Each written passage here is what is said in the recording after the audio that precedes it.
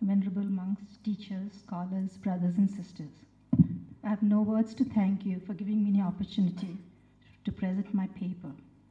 Having listened to many insightful papers, I feel that my findings on Vajrayāna Buddhism is like a drop in the ocean.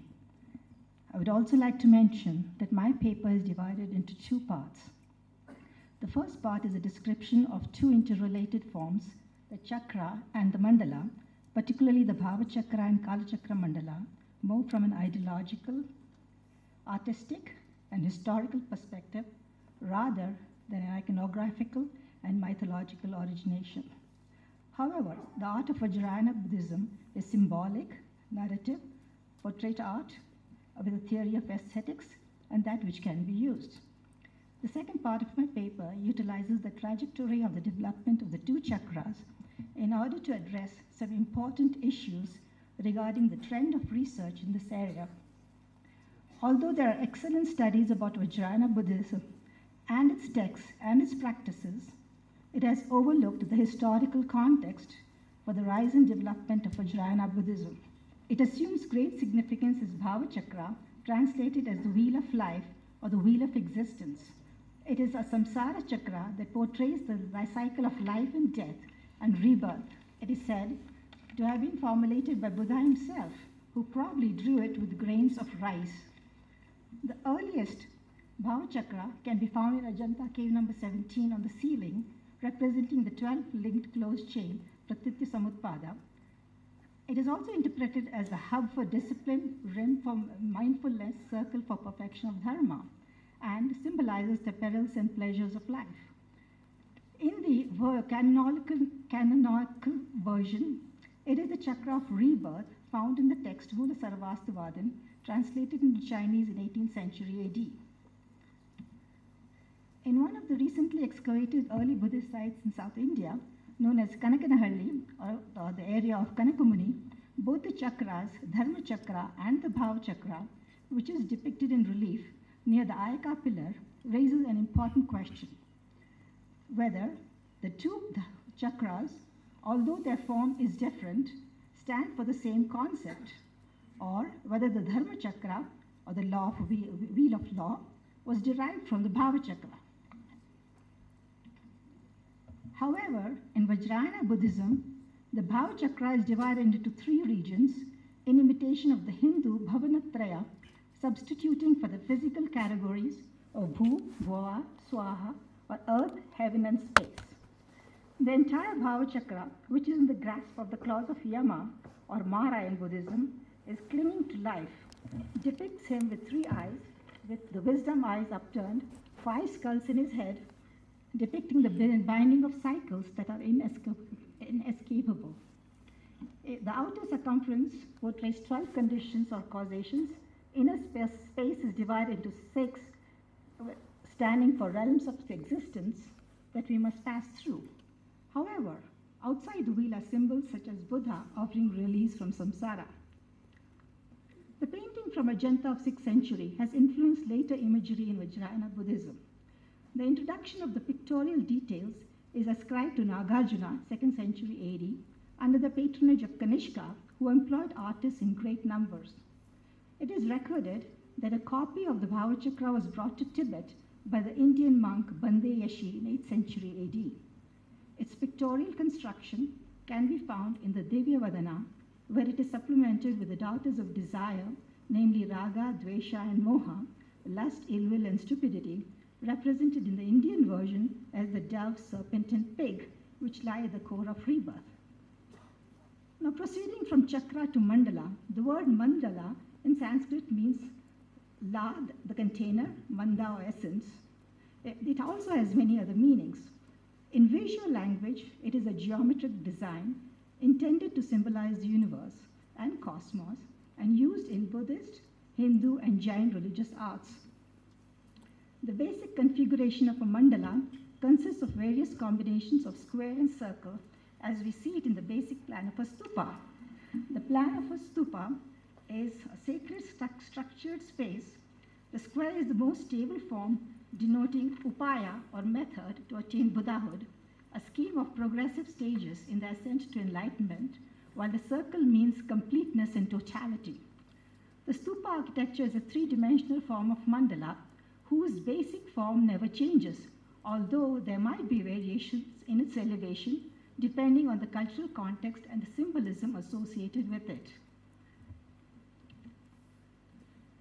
The mandalas in Vajrayāna Buddhism are like images. They act as supports for the practice of spiritual discipline.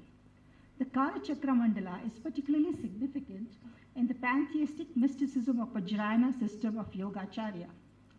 We've heard a great deal about the Kala Chakra yesterday, and hence I will just skip some parts. This is, on the left, is a Kala Chakra mandala painting from 16th century Tibet, watercolor on paper. It derives its unique features and meaning from the Kala Chakra Tantra, whose divisions are in the Laghu Tantra. And the Kala Chakra mandala can be viewed as a deity, palace, and a wheel of time. As a deity, you have the Kala Chakra and Vishwamata, which shows combination of method and wisdom.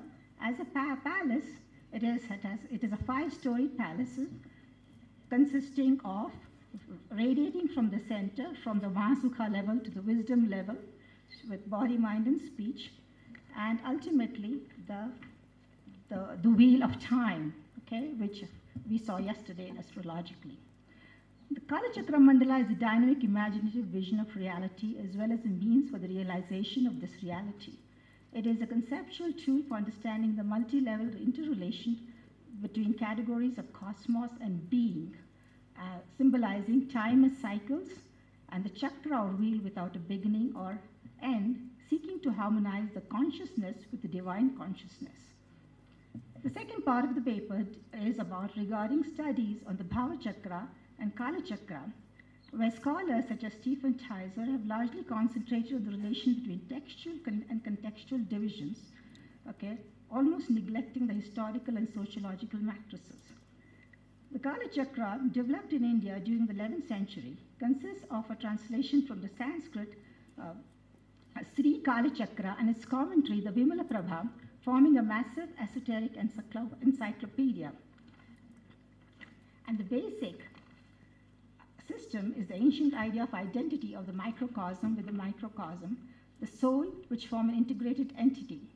The genesis of the chakras and behaviors arose in the context of early medieval India, and it's important to consider socio-political context and factors that influenced Vajrayāna Buddhist traditions and the Buddhist response to Indian society. The growth of these chakras affected the world between the Gupta period, 550 AD to 1200 AD, in the Himalayan regions of Gandhara, Kashmir, Tibet, Bhutan, Nepal, and Tibet. One needs to give particular attention to the successful Shaivite and Shakta orders, Lakulisha, Pashupata, Kapalika, and the Kaula Sampradayas, in terms of tantric practices as well as their contribution and discontinuities.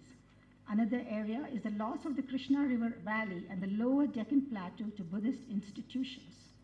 The third area that I can think about is the reasons for the decline of women's participation in Buddhist activities at almost all levels.